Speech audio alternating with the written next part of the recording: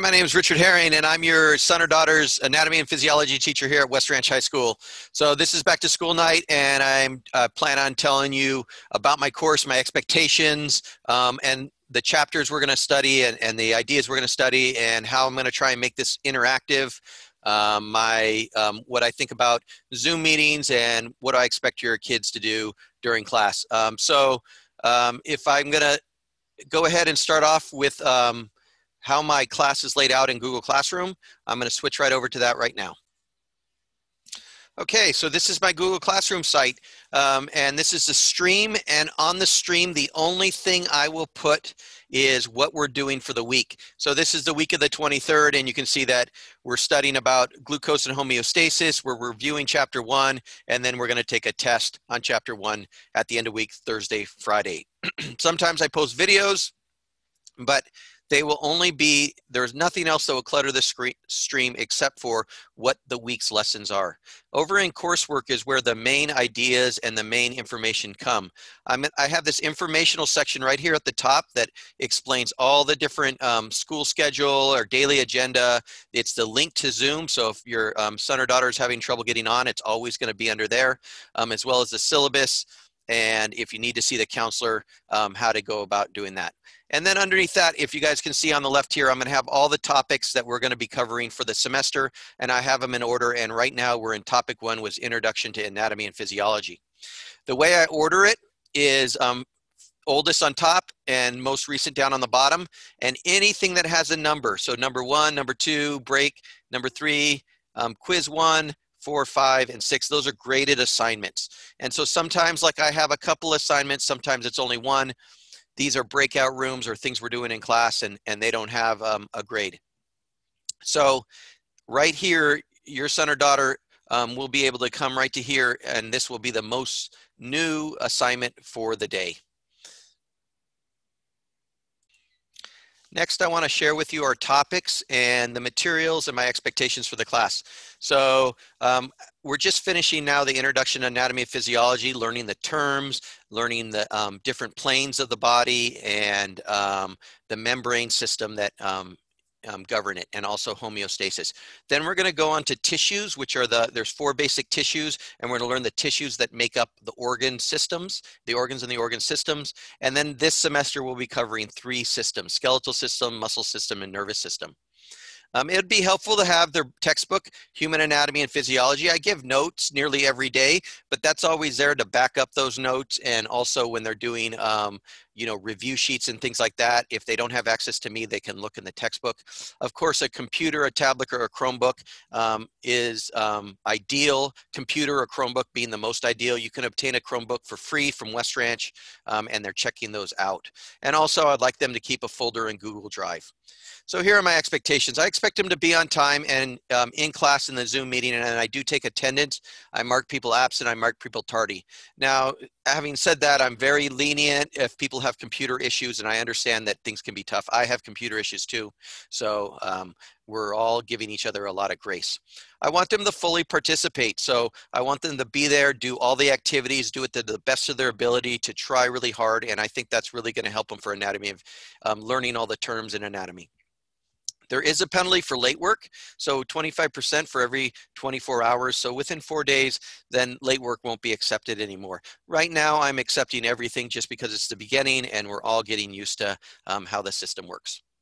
I accept them to be honest, especially on quizzes and tests, so that it's their own work, and then I'll be able to gauge how they're doing and how to help them.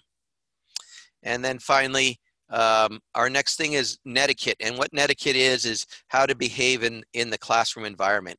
And so I have these rules here. It's in their syllabus, but basically we're all human. We're talking a lot. We're online. We have to be extra careful on what we say, and we also have to be extra forgiving of people, because these things can get blown out of proportion, and they really cause hurt feelings sometimes. So we got to be careful about what we do online. On my video calls, I expect them to check in with me on time and be engaged, and then mute their mic unless they're talking and wait to be called on. Take notes, and try and just be a good student online. I think that it's easy for students to get distracted and have their phones out and things like that, but really in class is when I want to have the learning take place, so I want them to be fully focused. So now I'm moving on to grading. So 60% of our grading is assignments, so labs, projects, classwork, homework, and discussion, and 40% are text quizzes in the final. I have a basic grading scale, and so there's nothing different than that. So it's just like most classes are.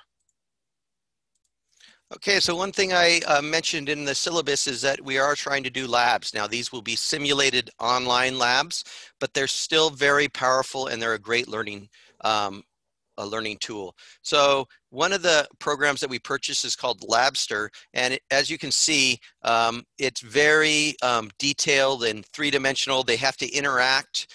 They are in the place you can see, like in this one.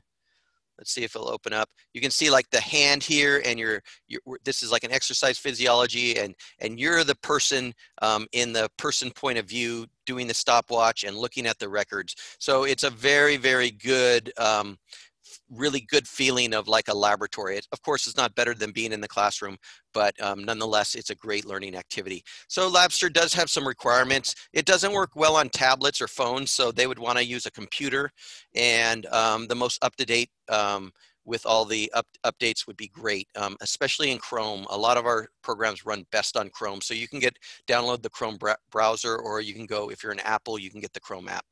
Okay, another online simulation lab we're going to do is this one called Gizmo. And Gizmo, let's see. So this is like an online simulation. This is about this fella who's having trouble, and you're a physician's assistant, and you got to diagnose what his problem is. So of course, you're going to look at his history and see what's going on and his symptoms. And then you're going to go run some lab tests, take a chest x-ray, look at his blood sample, look at the results, et cetera, make a diagnosis. So it really puts the student in the place of like the physician's assistant or the doctor to try and make the diagnosis.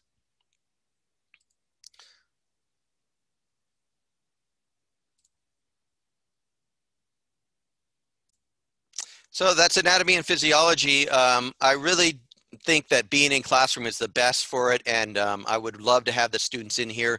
There's so many hands-on things we do in this class. We have sets of bones that they have to look at disarticulated. We set up crime scenes where they have to figure out, well, what happened to the bones, and is it a male or female skeleton? We look at microscopic tissues with the microscopes, and we dissect things, and it's just a great class.